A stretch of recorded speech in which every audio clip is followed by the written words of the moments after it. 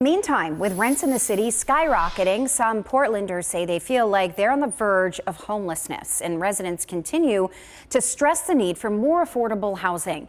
But residential developers tell us that Portland's zoning rules are having a chilling effect on new construction.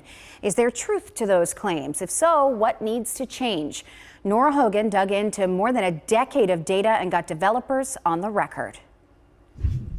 Every housing developer I know, except for two, are not doing new housing projects in Portland. Portland is one of many cities with affordable housing requirements. Here, it's called workforce housing or inclusionary zoning. The rate of development here is not keeping pace with demand. There's just a lot of demand for housing, and so we recognize there's more work to be done. But generally speaking, we do see a lot of housing continuing to happen. In the past 8 years, we've seen the rules change twice. In 2015, an ordinance passed requiring developers to set aside 10% of units for people making less than the median income in the area. Then in 2020, the Green New Deal passed.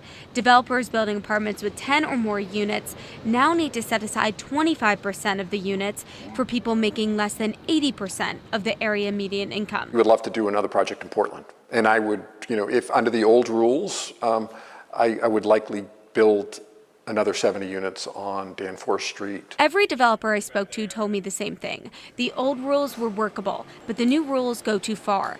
Most of the buildings you see under construction today were already in process before the Green New Deal went into effect in 2021. This project is, a very, very expensive project, and we probably would have been millions, at least $5 million short if we had had to do the 25% workforce in this particular building. They say it's too difficult to get loans or investments under these restrictions. You don't have as much money to pay back your banks and your equity investors.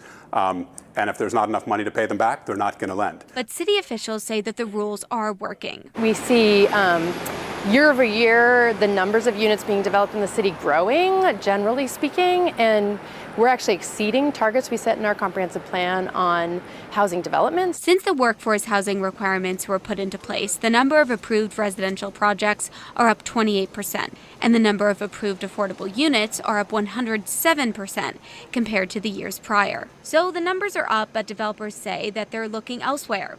The truth may be something in between.